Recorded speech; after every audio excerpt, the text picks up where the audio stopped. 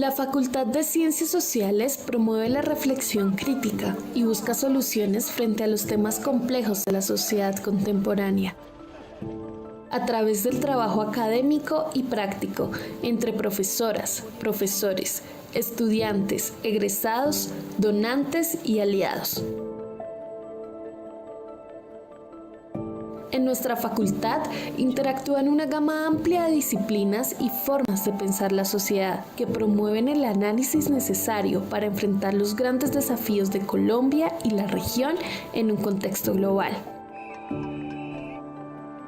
Las sociedades requieren de la riqueza que ofrecen los diversos puntos de vista de todas estas disciplinas y de actores que las ponen en debate. Bienvenidas y bienvenidos a la Facultad de Ciencias Sociales de la Universidad de los Andes.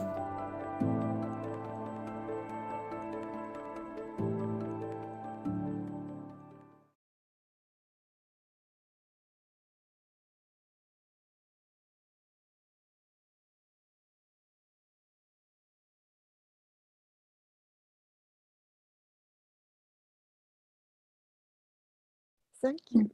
Muy buenas tardes a todos y todos y todas.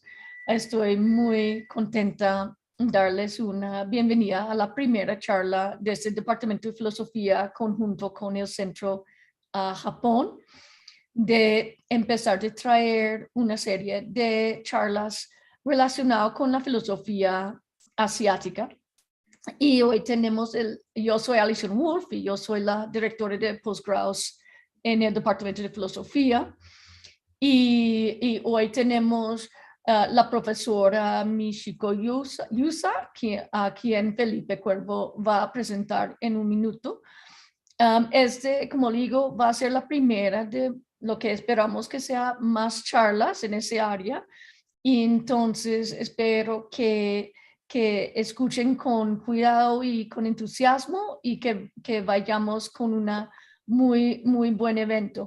El plan es que después de las introducciones, la profesora Yusa va a hablar más o menos 45 minutos y después vamos a tener la oportunidad de abrir un espacio para preguntas y discusión que esperemos que se animen mucho. Y bueno, es un gran placer inaugurar ese evento y con esas palabras. La charla va a estar en inglés, entonces si alguien no entiende algo, por favor, mándanos una notita en el chat para que podamos pedir una pausa y explicar un poco lo que nos falta. Pero ustedes pueden preguntar en español sin problema y nosotros podemos traducir las preguntas a la profesora. Ok, y bueno, con eso, muchas gracias de nuevo, bienvenidos. Y Felipe, por favor.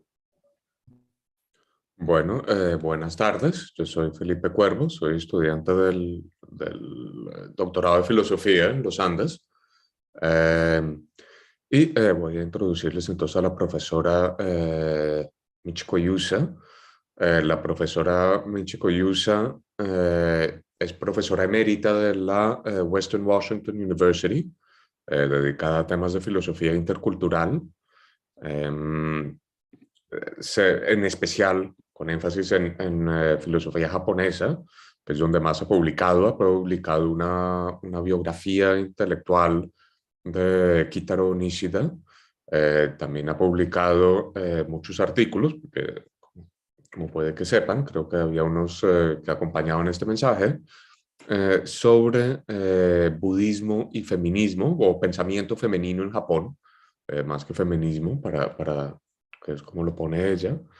La profesora Yusa obtuvo su doctorado en la Universidad de California, trabajando con Raymond Panikkar. De ahí su interés en la filosofía intercultural y en los aspectos, ¿cómo decirlo?, más místicos del pensamiento budista y asiático. Creo que estamos todos muy honrados de tener a la profesora Yusa aquí. Entonces, con eso acabo mi breve presentación. Y, Professor Yusa, thank you very much for coming, and we're very glad to have you here. Please, go ahead. Thank you very much. Okay, I guess I set my clock, alarm clock, and then I know basically. So 45 minutes, is that right? We shall see, okay? Okay, so let us begin with my screen. Oh, how do I do this now? Desktop, is this it? How do I do the desktop? I need to On the bottom of your screen, there's a button that says share screen. It must be kind of greenish. Yes, and I'm trying to find my, there it is. Okay, slideshow beginning. Is it working? Is it working? Not yet. No. It's not working. Yo, I'm gonna ask the facultad to help. Let's see. Yes, No, now it's working. Now it's working. Is it working? Yes, perfectly. Okay, so I just follow my slides, and then if you had the time to read all those things I produced over the years, you saw some things are familiar to you. So I hope it's going to be okay. And I'm going to minimize us so I can see my screen. So I even shortened my title because now everybody knows what I will be talking about. So today's talk is Shinto, Buddhism, and Sai-in princesses. Now, how do I get to the next slide?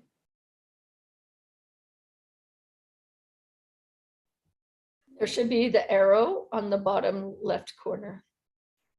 Bottom or probably you could hit spacebar. Space. No. But if not in your bottom left corner, there should be an arrow. Arrow. On the slide itself. Oh, yes, yes. There you are. So that's my name. And in case you need to reach me, it's very easy, no? Why USA? So you say yes to USA at Western Washington University.education, edu. So that's my email. Okay, now I first talk about Shinto because it may not be quite understood how it ought to be. Anyway, so that's the first topic. Basic terms and ideas of Shinto. Let me not lose this arrow. Okay, Shinto is a name given to a type of religion or religious practice that preceded Buddhism. And when Buddhism came to Japan, they said, gee, we have something else. So they called it the way of kami, deity, Shinto. So that's a native indigenous Japanese religious practices that were already prevalent prior to the introduction of Buddhism. It's almost like equivalent to the indigenous religions in South America in terms of its importance. Torii is an entrance gate. Every shrine has an entrance, torii. Sometimes it's painted red, other times it's not painted at all. And the shape is different depending on the kind of shrine and the ranking of the shrine. Okay, Jinja is a name, just its shrine, as opposed to Buddhist temple. So Jinja is where the kami spirit is enshrined. And what does Shinto teach? Nature is alive. Nature gives birth to all things. It's a very nature-oriented religion, if you like. And purity, inner and outer. So you wash your hands. By doing so, you become honest in a way. You cleanse all the dirty stuff out with water. So water and purity, inner and outer, is very essential. So there are a lot of rituals involving, cleansing, misogi, ohara, stuff like that. So the idea is, I think we can get clean once we go into bath. That's why I think Japanese people like ofuro, the hot bath. Now the word is kami. Kami is a general term that means deity and deities. There is no plural or singular difference, that interact with this world, and they are classified into heavenly kami and earthly kami. And if so long as we keep good relationship with kami, we are okay. But if kami feels unhappy, they can play havoc, and then we need to do some sort of rituals or festivals to appease them. So there is always a kind of a relationship with kami. Now, I just want to show some of the very typical pictures that we associate with Shinto. This is Mount Fuji, and the sun arises at the very top of Mount Fuji, I think twice a year. And this is called Diamond Fuji. It's like a diamond ring on top of Fuji. And on this day, all the photographers go to a specific place to capture this particular moment. This, I think, is very beautiful. Next is, please disregard the background, the foreground. There is a small island and then a bigger island, and they're connected by a kind of a rope made of, I think, rice plant after they harvest rice, and then they weave them into this very strong rope. And on top of the big rock is torii. And this is considered a male rock and a female rock. Small one is the female, and this is the summer solstice. On that day, the sun rises just in between these two islands, and I was there to take this picture. So this is a very famous Futamiga-ura. Next, this is a very famous torii. It's at Miyajima, the opposite of Hiroshima. The other side is Hiroshima, which was bombed by a bomb. And you take a ferry from Hiroshima to Miyajima. And this is very so typically beautiful. And I took this picture also. Next. So these are torii, entrance into. And now, what is kami?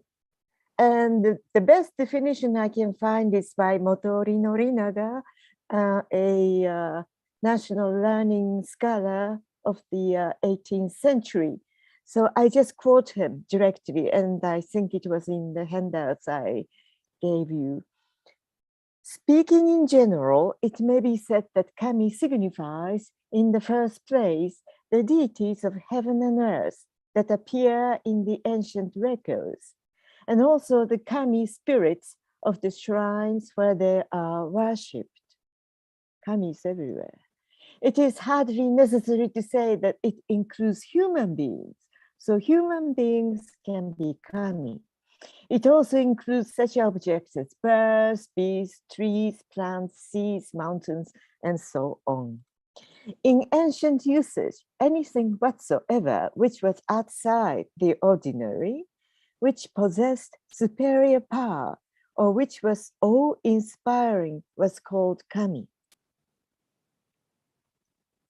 Eminence here does not refer merely to the superiority of nobility, goodness, or meritorious deeds. Evil and mysterious things, if they are extraordinary and dreadful, are also called kami. So kami has kind of a peaceful spirit, but also a kind of a wild spirit. Both are kami. So kami is not morally good, but it's extraordinary. And this is a scene from Totoro animation film. The tree is here worshipped as kami. And you can see all the rope and then some dangling down stuff, which means this is a sacred object. and you're not supposed to hurt these things. So it's everywhere in Japan. Now, Jinja shrines became commercialized and they want to get your money offerings. So they don't want you to stay for too long and, make too much noise. But sometimes you need to know how to worship. So this is a good example. How to worship, this is the protocol. So this one doesn't say this because it's a kind of a high-class shrine, but I go to low-class shrines. So usually there is a big bell and there is a hanging rope. So you grab the rope and you make this bell ring, and louder the better because Kami is asleep. So you make Kami wake up, boom, boom, bang, big noise. And then let me see. You take 2 deep bows, 90-degree bows. And then you clap hands twice.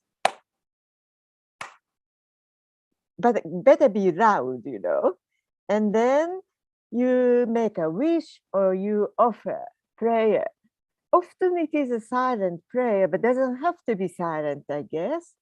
And then one more deep bow, and then you exit the precinct.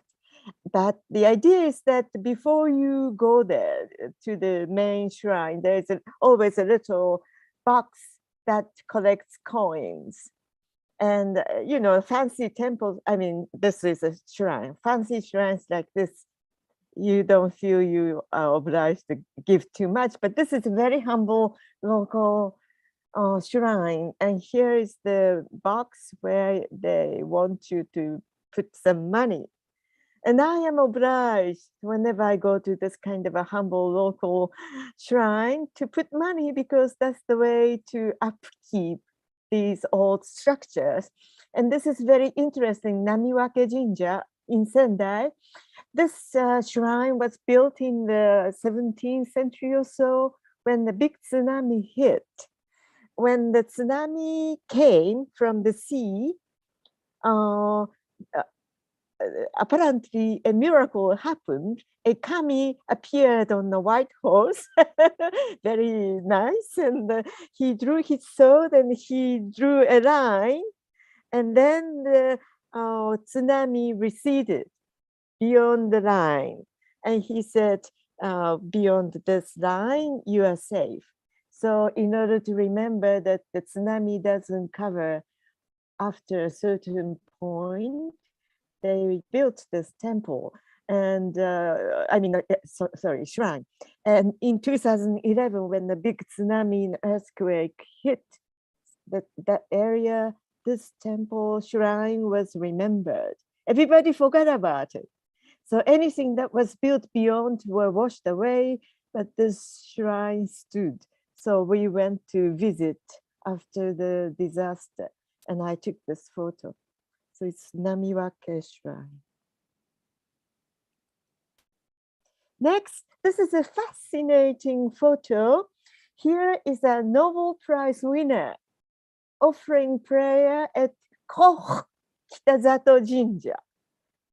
And he's offering, praying, may coronavirus be subsided. And it was 2 years ago, May 27, 2020. Okay, so this is from the newspaper. I kept this thing quite, I thought it's interesting. On the anniversary of Dr. Robert Koch, a prayer was offered by the Nobel laureate of 2015 for biology medicine, Dr. Omura Satoshi. So this is a medical doctor praying to Robert Koch and also Kitazato. Who are they? And this is at Koch Kitazato Jinja. And I took this, included this picture because this is one of the few jinja, small shrine, dedicated to a non-Japanese person. And this is on the campus of Kitazato University in Minato Ward in Tokyo, in the middle of Tokyo. So Koch Kitazato Jinja, I wanted to say a few things. Robert Koch dates are given. He was a German bacteriologist, and he discovered the tuberculosis bacterium in 1882, and he worked in the serum and vaccination and so on. And he advised Kitazato, the Japanese student, when he went to study at the University of Berlin for 5 years or so. And Kitazato, as a token of thanks, invited Koch to visit Japan in June 1908. And when Koch came to Japan, Kitazato made such a big arrangement that he was greeted by Emperor Meiji, famous Mori Ogai, and other leading figures of the time. And who is Kitazato Shibasaburo? He was the Japanese bacteriologist and isolated tetanus bacillus. And he developed the serum therapy of tetanus. So, you know, and among many others. And he established the Kitazato Institute, which is today a university. And he dedicated a shrine on campus to honor his teacher Koch, I think when Koch died in 1910. And when Kitazato died, he was also enshrined there. Not no body parts, but just his achievements, you know, they were made in a sense into kami. So, which I thought was rather interesting. Here is Koch and Kitazato, and another one, Koch and Mrs. Koch, when they came to Japan. So they actually exist, and there's a shrine. So now, you know, Shinto is quite vibrant, and it's part of every day. And I don't know if you call it religion, if you call it a kind of a protection feeling or something, but it's there. Okay, now I move on to Buddhism. Buddhism, and I just take 4 or 5 main points here because everybody knows all about Buddhism. Why the Buddha left his princely palace? Because he saw a sick person, he saw an old person, and he saw a dead person each time he went out of the palace gate. And he realized that there are human conditions. And then he saw a mendicant who was meditating under a tree. And he said, meditation is a path to liberation from suffering. So this is a scene from Buddha's first sermon he gave to 5 disciples and some deities, Hindu deities coming down from heaven. And there are 2 deers here. Deer, this is at what's called Deer Park. So, okay, near Banarasi. And now, what did he realize in his meditation? What we call enlightenment consists in his awareness, realization that all arises co-dependently, CO. And this is in Sanskrit, pratitya samutpada. In Japanese, it is engi. If A, then B arises, and then C, and so on. And the most important part is that if there is no A arising, then there is no B and no C. In other words, you can arrive at nirvana, kind of a peaceful extinction. So ignorance gives rise to blind activities give rise to consciousness, consciousness gives rise to 6 objects of senses, 6 objects of senses give rise to 6 sense organs, and then those 2 give rise to contact of subject and object. It's very metaphysical in this area, and Yogacara developed a psychology and a practice, yogic practice based on this awareness, understanding of senses and objects and subjects. Now, this out of contact arises sensation like likes and dislikes and pain and pleasure. From here, desire arises. From desire gives rise to attachment to the object. And then from there, general being or existence come into being. And then the birth, and old age, death, sorrow, lamentation, misery, grief, despair follows. But if you eradicate ignorance, there is no blind activities, blah, blah, blah. There is no old age, death, blah, blah, blah, no grief, no despair. So this is the kind of Buddhist Buddha's enlightenment in a nutshell. Now he put this in 4 very simple theses. First, all grasping of 5 aggregates, that is our body and senses and all that. All grasping of 5 aggregates is suffering. Whenever we grasp, is suffering. Even someone we fell in love, if something happens, may become someone we hate. So anything is suffering. 2, attachment and craving causes suffering because we attach. Next, but we can stop this craving, and then suffering also stops. And how do we do that? Follow the next 8-fold paths of practice. What are they? Right understanding. This is very Buddhism.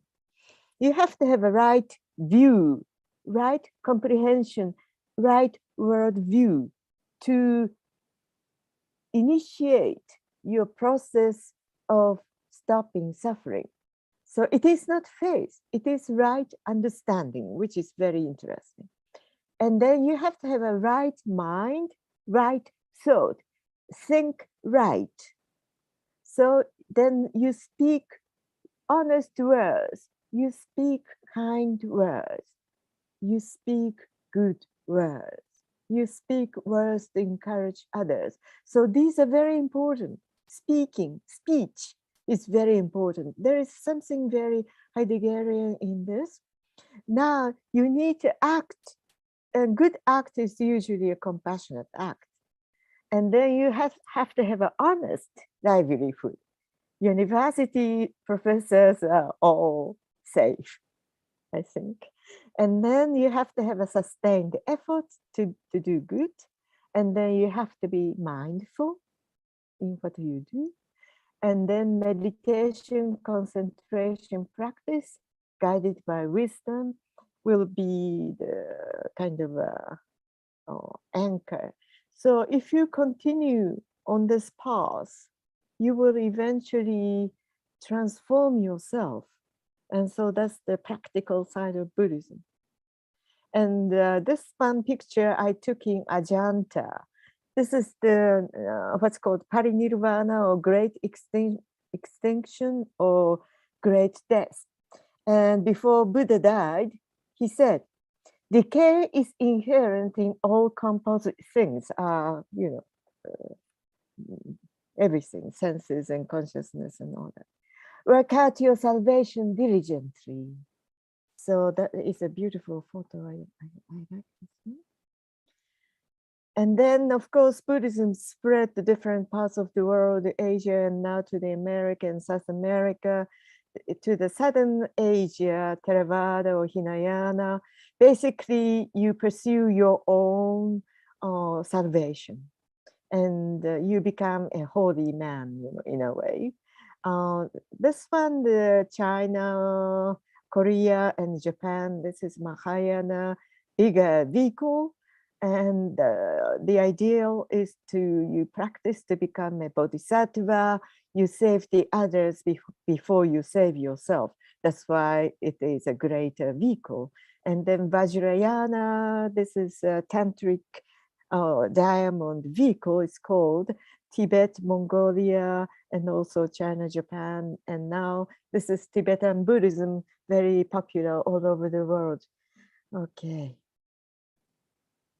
Now, contemporary Buddhist practice beyond the sectarian divide, I'd like to share this with you. This is by Thich Nhat Hanh, who just died. He was the Vietnamese monk who protested against the war.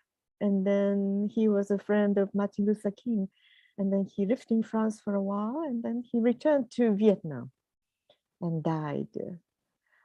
I find his explanation of Buddhism the most beautiful. In Buddhism, there are 3 gems. 3 gems, yes. Buddha, the awakened one. Dharma, the way of understanding and loving. And Sangha, the community that lives in harmony and awareness. So these are three jewels of Buddhism. In everyone, there is the capacity to wake up, to understand, and to love. In other words, everyone can become Buddha. So in ourselves, we find Buddha, and we also find Dharma and Sangha. So they are interrelated.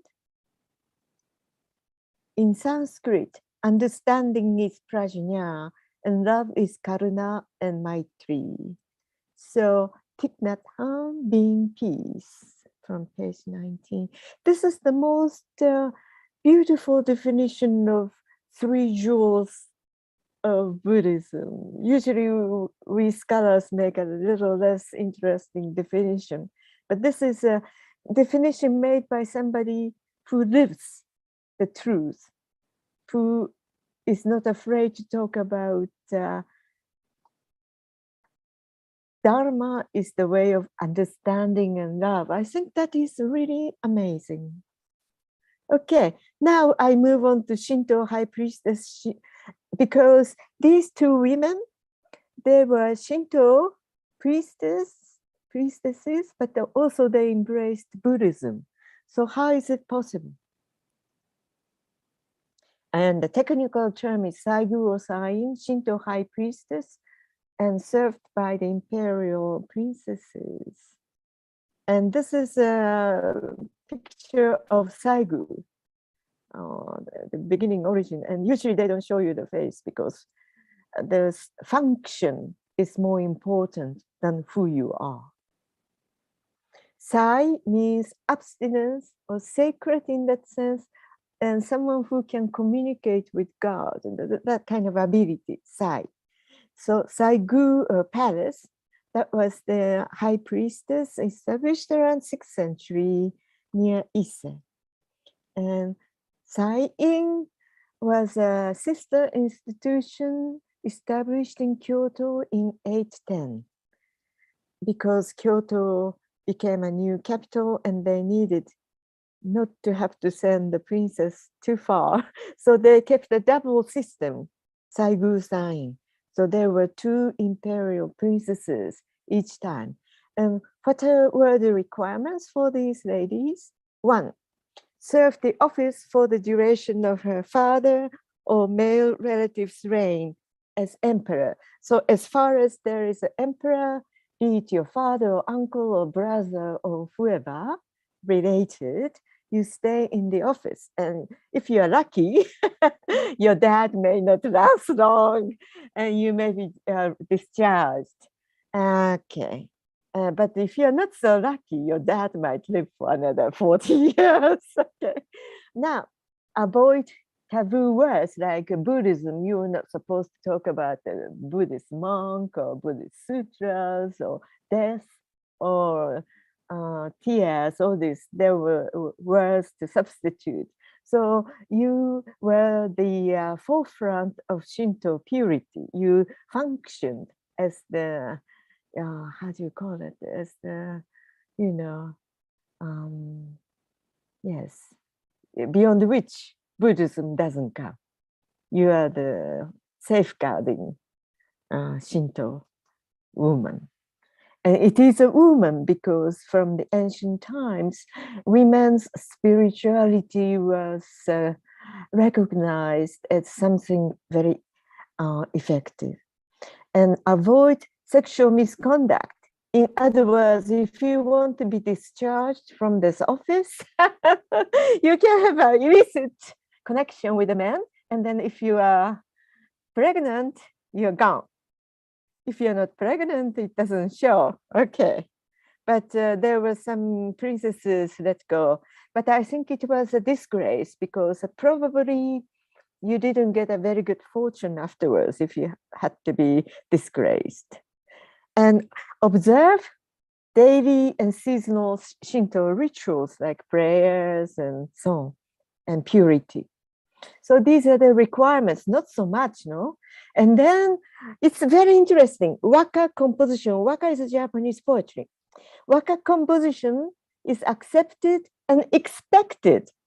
And novels, if you read novels, that's okay too. So there were things these women could do to entertain themselves.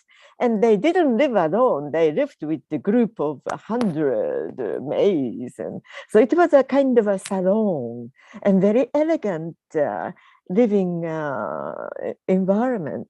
So that's kind of like in between, which I will talk about later, the importance of waka.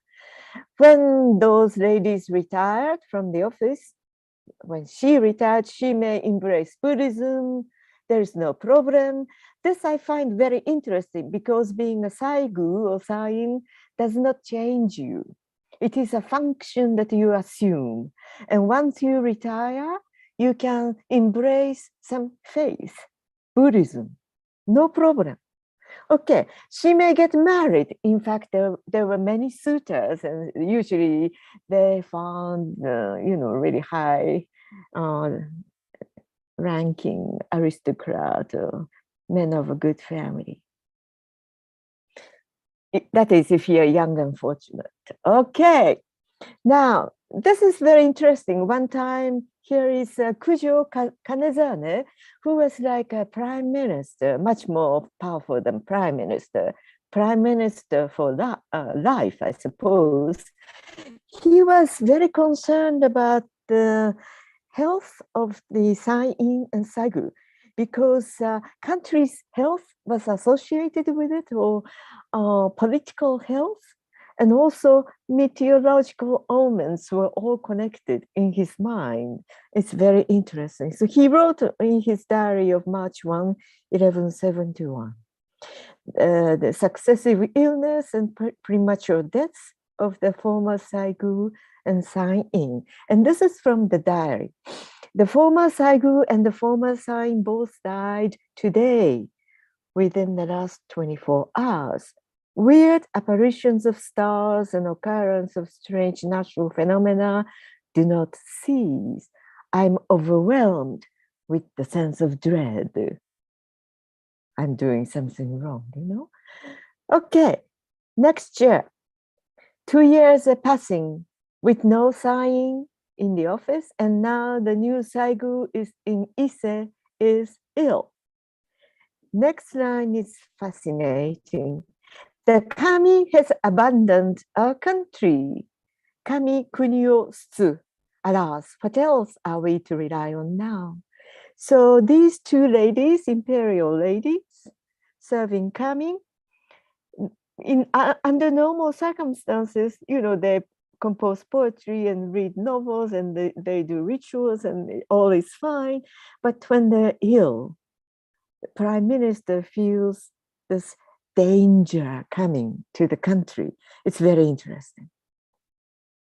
And eventually the time is changing. Closure of Sain in 1212 and the closure of Saigu 1272. So they were gone. And today, if you talk to any Japanese, they don't even know that these offices existed unless they are classicists and studied the Tale of Genji, for example. The time was moving on from the Fujiwara aristocracy rule to the new warrior shogunate, which was first established in 1192 in Kamakura. So you can see the time was changing, and the prime minister was feeling this kind of a psychic change, and that was affecting the health of Sain and Saigu and so. So now I have a few minutes. Okay, let's hurry on. Okay, how do I picturize this nature, politics, and spiritual reality, kind of ancient triune structure? And this is one, it's called Mitsudomoe, 3 elements working together, and they have to be harmonized and balanced. This is the Japanese symbolization. Here is the Trinitarian Christian symbol. Here is the Trinity, you can see. And hare, rabbit, hare number 2, hare number 3. And here is the animal that runs, fast and without fatigue, and all sorts of Trinitarian symbolism. And I think this symbolizes this kind of a unity. Something is harmonized and balanced. And so long as we do this, things are fine. So I think these are the symbols that represent this kind of sense of oneness, no? Okay, I'd better rush. First great sign I want to introduce is Nobuko. Yes, Senshi. Senshi or Nobuko. In those days, given names were never pronounced by ordinary people like us. So we read their names in the Chinese own style. And so she was the 16th sign, Senshi, and she was the daughter of Emperor Murakami. She served the sign office for over 50 years, served during the reign of 5 successive emperors, which was unprecedented. And that's why she's known as the Great Sign-in. More than that, she openly embraced Buddhism, even while serving as sign. And no one seems to have contested her. So she broke all the rules of what sign should be. So she's called the Great Sign. She was a formidable lady. And here is imagine the picture of her. And this is during the Kamo festival. And these are all little Kamo plants, malva plants, and she is decorated with all the, so you can see the strong naturalism. And here is the shrine, Kamo shrine, and all the processions coming, and they go to the Imperial Palace, and they go to the other place, and they go through the city of Kyoto. And this was a seen or to be seen, fantastic, fancy event once a year.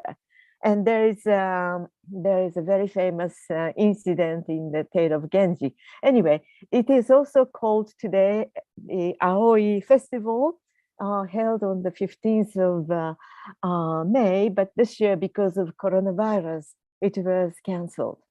Sorry, Felipe, you cannot see this one. And this festival began in 806. Now, this lady, Great Sign, said, all of you together with me shall attain Buddhahood.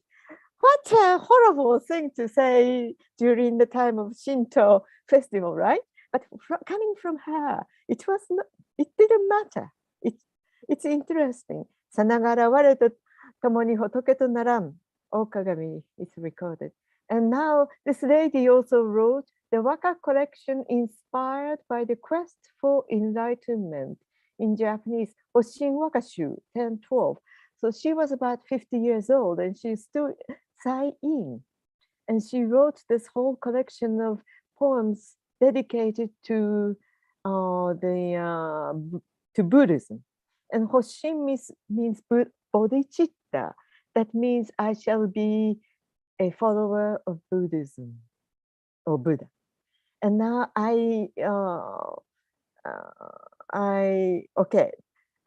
before I go into some of the poems, this lady, Senshi herself, talks about the merit of Waka in the preface to this collection. She begins, Shakyamuni Buddha imparted to us the teaching of the Lotus Sutra of the One Vehicle. Therein he sang in verse, gathers, the praise of the Buddhas of the past. He, Shakyamuni, demonstrated the merit of composition of poetry as lofty and congenial an act with the Buddhist practice. So here how you can see the poetry, composition, and Buddhist faith are connected. I, a disciple of the Buddha, was born in Japan in the female body. I studied the Waka poetry. So she is talking about India and China and Japan. She has a very cross-cultural perspective in 1012. This collection contains 55 waka. My dearest wish is that those who read and hear my poems may be inspired to take up Buddhist faith and join me. the point is that she's acting as a bodhisattva, someone who can save other people before she saves herself. So now this one shows how she functioned as a sign-in Shinto priestess and how she kept her Buddhist faith. Every morning when the sun rises, I offer my prayer to the Shinto god, but no one knows that my heart is set on the west. West is the direction where Amida's paradise is located. いずる日の明日ごとは人知れず、西に心をいるとはならん。There are countless delusions, but the closest ones to me are the 5 detriments. 数えべき方もなけれど身に近き。まずは5つの触りなりける。This one needs a lot of explanation, but women were considered to be hindered by 5 detriments that women cannot become a Buddha, for example. And so she's aware of all this, but she talks about it anyway. And Lotus Sutra actually has approves women to become a Buddha. This is beautiful. In the deep night, when the sky is clear and my heart is calm, the pre-worn dawn moon grows brighter still. 夜、空すみて心のどけきさ夜中に有明の月の光ぞまし。Whatever the exertion it may be required of me, I wish that everyone, those whom I know and I don't know, be reborn on the lotus pedestal as my companions.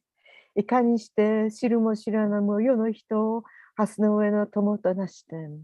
So next sign, Imperial Princess Shikishi or Noriko. This is again imagined depiction. She was a gifted poet, daughter of Emperor Goshirakawa, in the office for about 10 years, stepped down due to her frail health and embraced Buddhism.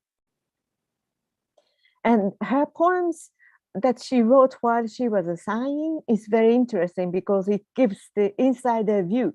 Kandachi is the sacred place where she camps once a year. To be one with a god is supposed to come and sleep with her.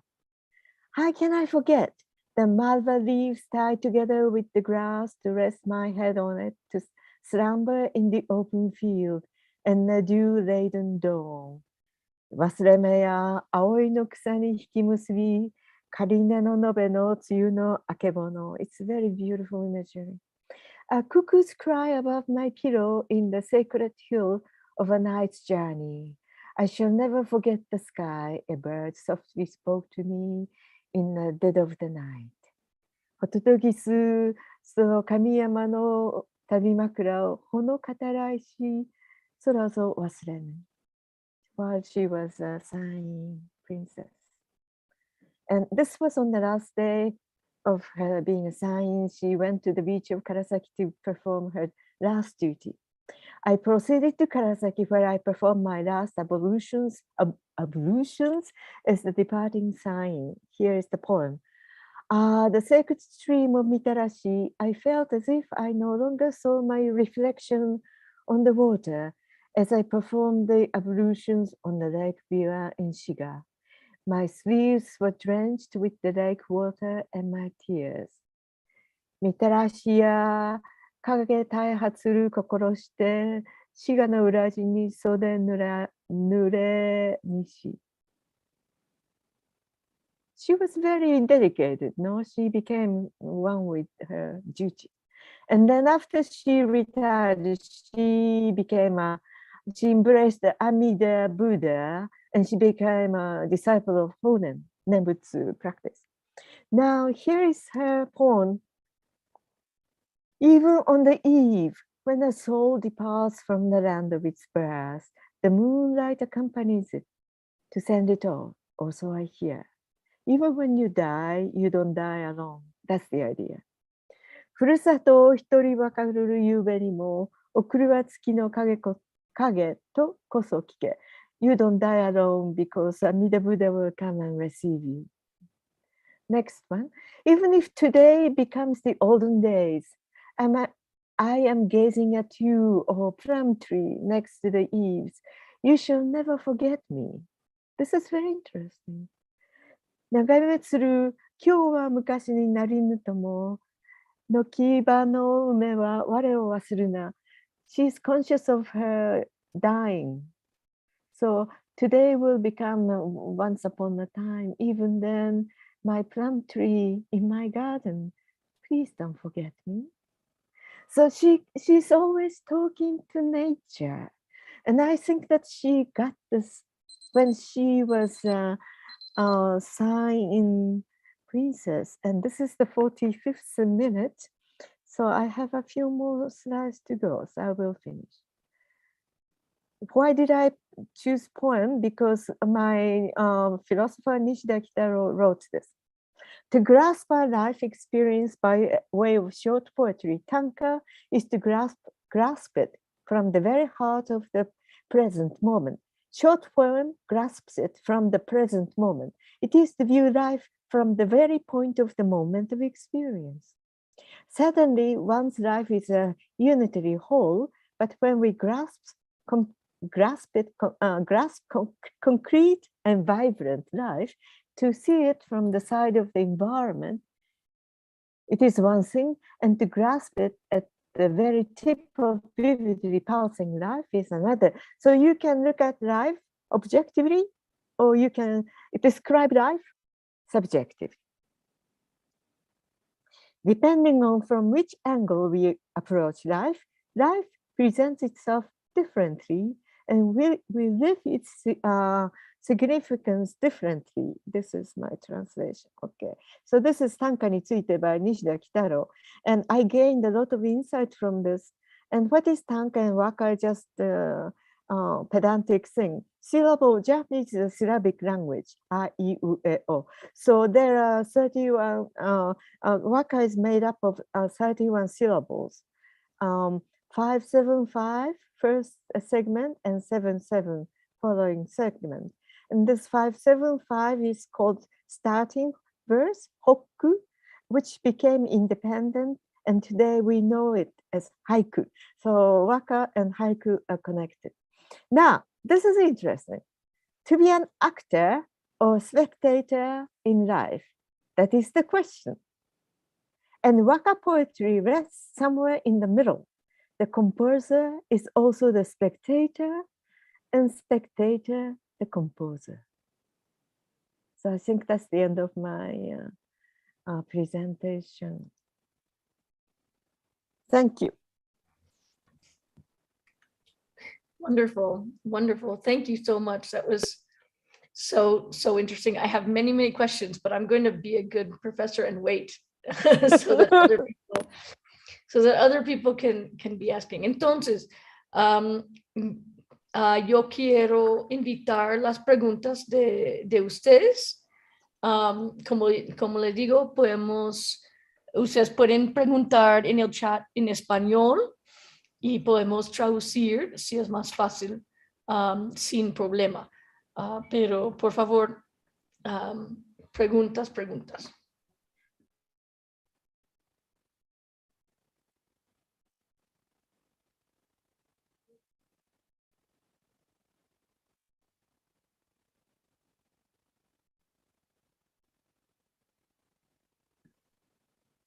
¿Quieren que yo hable primero? Ok. Yo voy a preguntar en español y después inglés.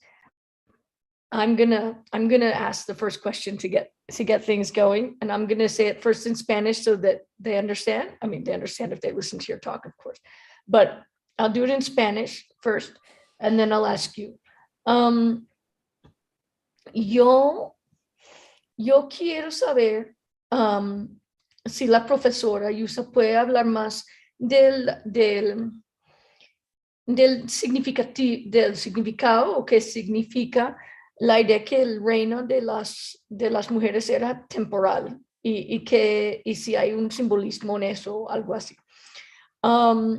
Entonces, so Professor Yusa, I was really interested in something you said here in the talk, but also in one of the background documents that you sent us that we could read in advance, and it's fascinating about temporality. And I'm wondering if you could say a little more about the Shinto understanding, or what you take to be the Shinto understanding of temporality and the fact that the reign of the priestesses was temporal and not permanent. I find that also very fascinating, and it's not very Christian, is it? Like Christian, you commit yourself and you're Christian for life, no? And somehow your blood becomes Christian. You know what I mean? In Shinto, I found it much more practical. So while you are in the office of this princess, priestesshood, you perform your duty honestly, 100% Shinto. And you also do the seasonal ritual cleansing, and every morning you also offer prayer, which is act of cleansing, So you are doing that. Cleansing is very important. At the same time, it somehow is different, no? In the great science case, she says, I pray to the God, but my heart is looking to the West. Is it bad? Was she a bad priestess? Oh, was it okay? And in her case, I think it's very exceptional, but also very interesting to look further in, because I feel that this temporality, for example, you go into shrine, there is no gate, door, close the door. It's just open gate, no? Tori, you go in, you offer prayer, you come out, gone, forget. In other words, you don't change in a way, but you change while you are in that precinct, temporal space, no? And that is sacred. And then, of course, the main point is that you don't defile that temporal space. So you keep it clean, and you can always go there if you feel you need to. So there is something very strange about psychology, I think of my uncle. He was taking an entrance exam to the university, and her mom, which is my grandma, grandma came to stay with us for about a month while he was taking the entrance exam. And do you know, every morning she would get up early and she would go to a neighboring little shrine and she offers prayer. So, my son will make it to the university, every morning, 6:05, really early. And I said to myself, very, childish heart, why so useless, no? But my grandmother's dedication spoke to my uncle. He became very good student. So he studied very hard, and he took it so seriously that he passed the exam. And I always wonder, what is that? That kind of thing. It's not like cause and effect, no, but it's like someone's sincerity is understood. And Shinto shrine is almost like a place where you become sincere. And you can communicate that to other people. And then once you get out of it, omatsuri, you go into festival and all that, and it's fun. It's a very dynamic, fun, personal, interpersonal, boisterous thing. And somehow people still need it. And especially at the time of Corona, because we can't get together, no? So it really goes against this Shinto need. And that's why I thought that picture of the Nobel Prize winner praying, very profound in symbolism. Yes, wonderful, wonderful. Okay, Felipe y después Carlos. Muy bien, entonces pues yo copio a Alison y también hago la pregunta primero en español. I'm going to do the question first in Spanish as well. Mi pregunta es,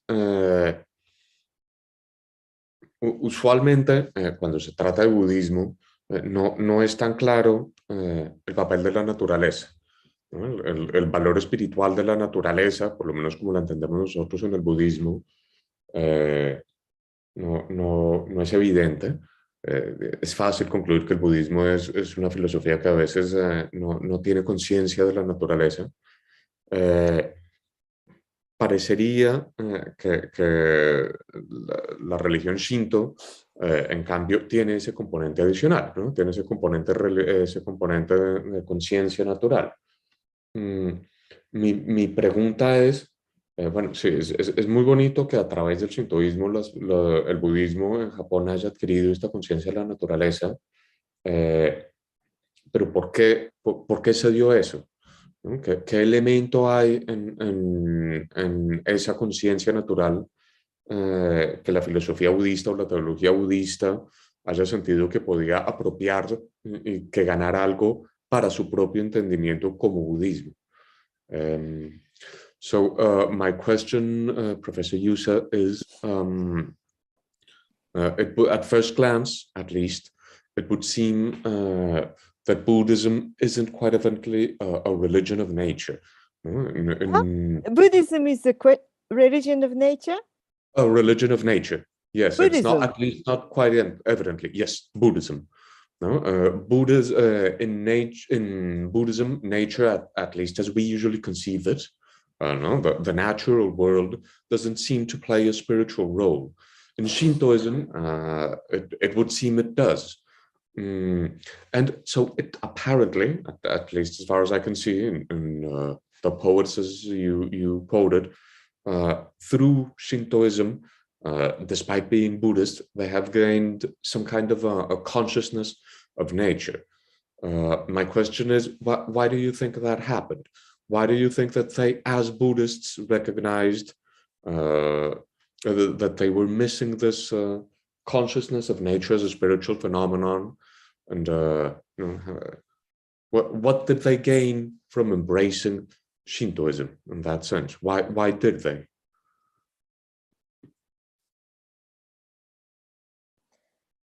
I have to tweak it a little more because no one would agree with you if you say Buddhism is a religion of nature. I meant Buddhism is not a religion of nature. Oh, it's not. Yes, at least not evidently. Mm-hmm. You know, when Buddha gained his awakening, enlightenment, he sat under the fig tree for 21 days. And when finally he understood, there was the Venus in the morning in the sky. And he felt overwhelmed by the beauty. In other words, there is that room, and also Chandra. Chandra is moon. The symbolism of moon is very strong in Buddhism, even in Indian Buddhism. And if you read the sutras very carefully, the depiction of paradise, for example, is full of palms and trees, all jeweled. Jeweled. So, you know, I wouldn't say it's not, it has no natural components. It has all sorts of animals. They are talking human language, and they are sacrificing for their little babies and so on.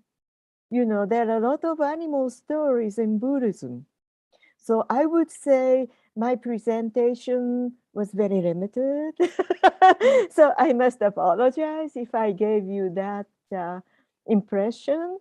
Actually, I wanted to bring up little parallel between Saint Francis of Assisi talking to the wolf and Kukai being led by 2 dogs to the temple ground where he was supposed to build his temple. In other words, animals are not separate animals, you know what I mean?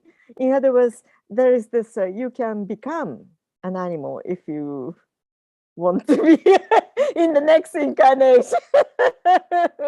So there is a lot of sympathetic correspondence going in Buddhism.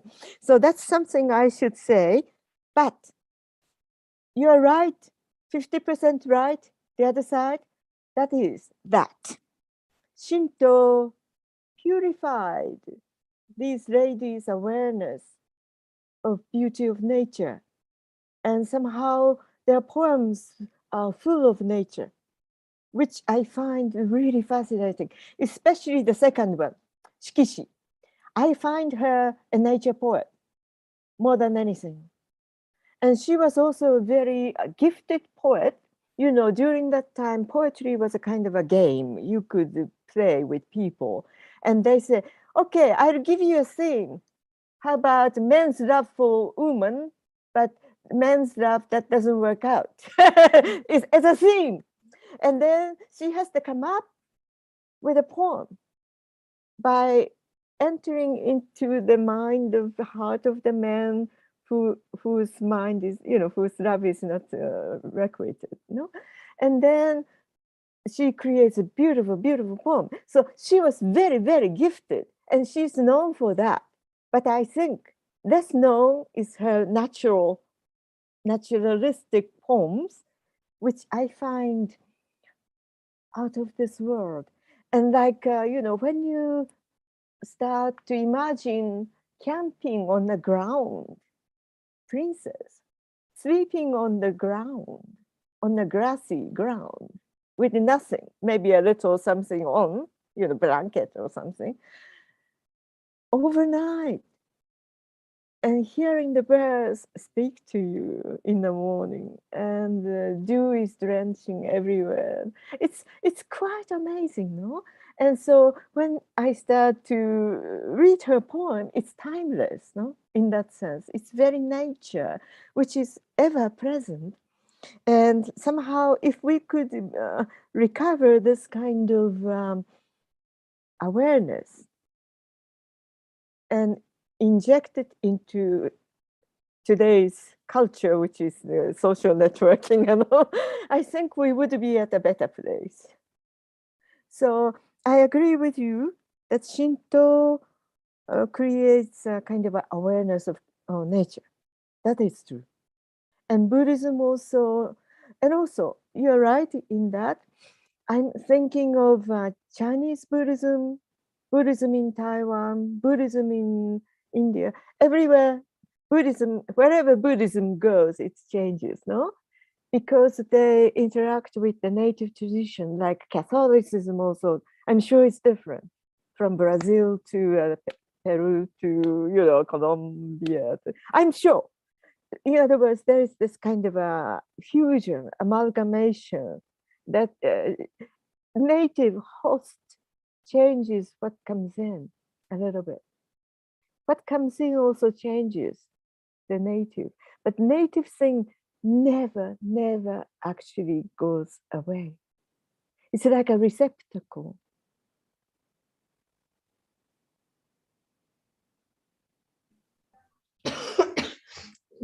Thank you. Carlos, por favor.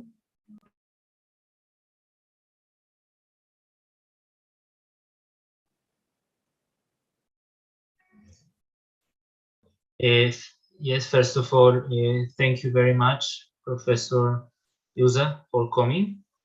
It was a very interesting talk. And second, I'll first ask in Spanish, and then I will ask in English, as everyone is doing. Mi pregunta se centra sobre el rol de las Saiku y de su, pues digamos, importancia para el rol de las mujeres en el shintoísmo temprano. Y pues me gustaría saber qué consecuencias tuvo la abolición de este puesto sobre, pues, digamos, el rol de las mujeres en la sociedad japonesa, si cambió para mal o si se mantuvo igual o pues digamos qué cambios importantes hubo y pues también dentro del shintoísmo. So my question revolves around the Psycho Priestess, and basically my question is like, what happened to the position of women in Japanese society once the Psycho position became abolished, as you mentioned? Did it stay the same? Did it become worse, or what happened? And I would also like to specifically know what happened to the position of women within Shintoism. Thank you very much.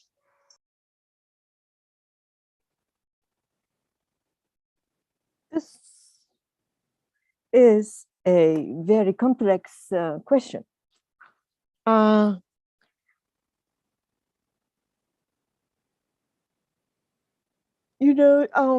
It's very interesting that we think that history is just like the last 50 years or 100 years, and Japan was always like that. And when I started to read other things, I realized that Japan was very different. And only in the last 100 years or so, this, what we consider male-centric, chauvinistic, I don't know, women subsidiary, all these things are there. In other words, it's a recent phenomenon that Japanese women became very docile. And today, I don't know, Felipe may know better because he can go and see all the women. But, I think women forgot. I mean, we all forget our spiritual strengths. Often we forget. And today with the social networking, it's impossible. Everyone is isolated, connected superficially, and everybody's wearing the same fashion. I think we are really seeing something horrible. So in other words, it's not just women, it's also men.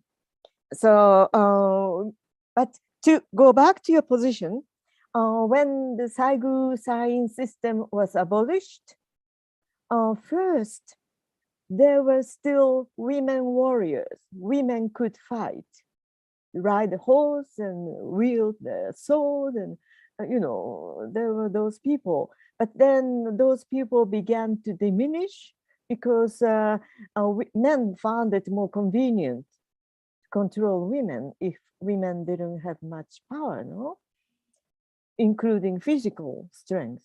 And also they changed the inheritance system, land holding system. So by the time of Edo period, women lost almost all the legal rights. And so women became much less and became like a res, the things owned by the family or something. So that was the beginning of the end. And what happened to women's spirituality? I asked that question. I think they went underground. So, when you look at all the women founders of Shinto, like, what's that? Nakayama Miki, Tenrikyo, for example, they pop up from time to time, women spirituality, but they're usually underground.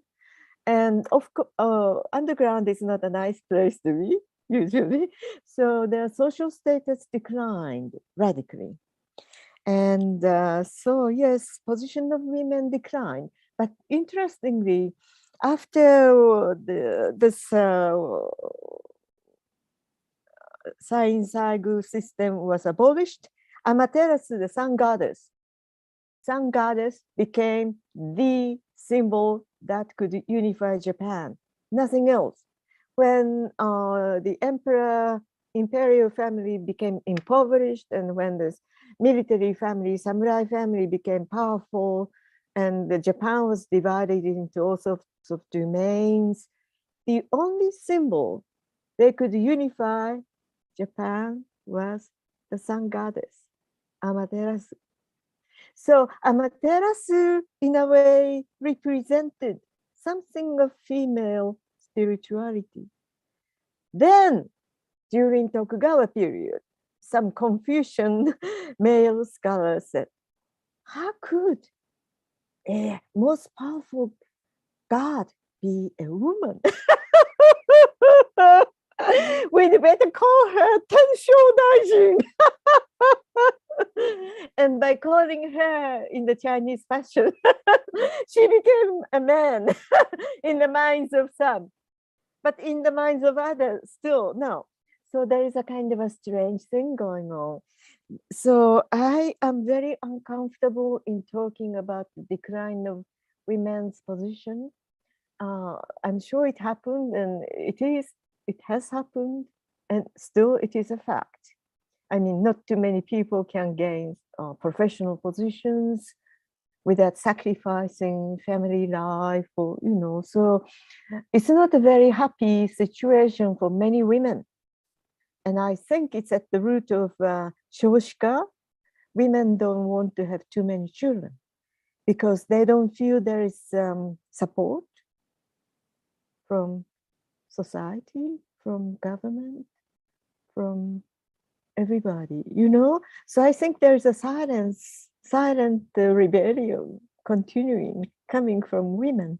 So women are saying things, but I don't think we have the language to speak today. We are groping, but feminism doesn't do it, and any ism doesn't do it. So then what can we do?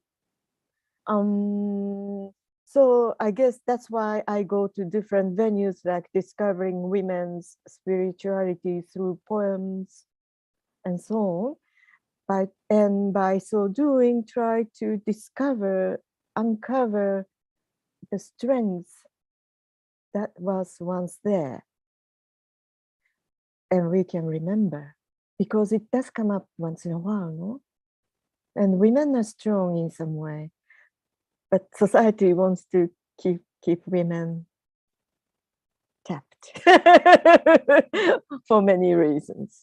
I think today's government, I'm very upset. I have been very upset with the politicians for the last 40 years because they promised women can keep their maiden name after they marry. That's like 30 years ago.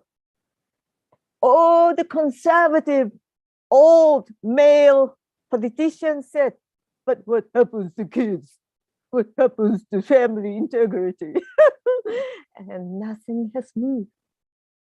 Nothing has changed. And society has become more conservative in the last 30 years. It's really amazing. So, it's like this kind of tide or swing or whatever it may be. But it is a very complex issue, except legally, women are now able to inherit lands and all that, on equal terms with men. And so some things improved after 1945, when Japan was occupied by the Allied powers.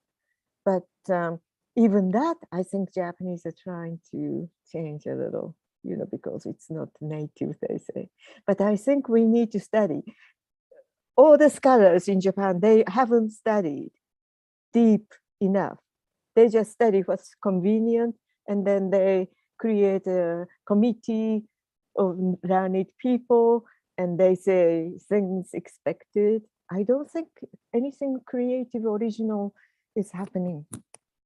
That's the problem. Oh, so interesting. And I have 400 more questions, but I think we're coming to the end. And Noriko has a question in the chat that I actually think is a really nice place to bring things together, since this is the first of what we hope will be many engagements with this thought. And that's if you can recommend for us who have interest in these topics but are not specialists, some things to read or people to read or schools of thought to read. Gracias, Ana. I sent two titles. One The Tale of Genji. It is a fiction by Lady Murasaki, written about year 1008. And this was written in response to the request of great Sai-in. Sai-in said, I want some entertainment, write something interesting. And so the great Murasaki Shikibu, the best author of Japan, she wrote this thing. It's called The Tale of Shining Prince, maybe it's translated, Shining Prince, Hikaru Genji, in which she talks about some women like former Sai-in, Saigu. Also, she talks about the camel festivals and so. So it would be interesting, but it's very long. So you may have to pick and choose. The other one is Pillow Book, also by a lady, Seisho Nagon, written around the same time. And this is a collection of essays. And because it's an essay, you can choose an essay that deals with, say, Saigu, or that deals with empress, or that deals with working for the palace, that deals with men's speech, all sorts of things.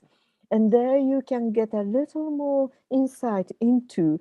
These are two really entertaining books that talk about this period of women and female spirituality and so on. Anything else? Quite a few actually. In order to give this thing, I read about 20 books, you know, scholarly books and stuff. But I think for entertainment, you know, something has to be done too. I mean, technical writings are too technical and it doesn't convey. It is written to people who know already. And I try to trim it down so that it's understandable. And I think interdisciplinary approach, more visual approach might be useful. And also, okay, I cannot go into everything at the moment. But here was the Tao Companion to Japanese Buddhist Philosophy. And here was my chapter 4. But this book is very expensive, like 200 euro, no? Springer is always very expensive. So I just couldn't recommend it. So, but you could start reading anything that might be of interest, and some art books, but I don't know beyond these two books at the moment. Wonderful, wonderful. Well, I think our time is coming to a close. Yo creo que ya estamos en la hora de cerrar. Quiero agradecer con todo corazón la profesora Yusa. We want to thank you so much, Professor Yusa, for your time and for your wonderful talk, and just for introducing us, and not just the ideas, but doing it in a way that provokes more questions and more interest in studying it. So I hope we can keep talking with you and keep in touch. It was really wonderful. Y muchas gracias a todos ustedes por eso, por su tiempo. Vamos a seguir en el departamento explorando temas en filosofía asiática, y si les tienen interés pueden contactarme y les cuento cuándo va a ser la próxima oportunidad. So thank you so much, and have a wonderful evening. Thank you so very much. Thank you. Thank you very much, everybody, so kindly. It was really fun. Yay.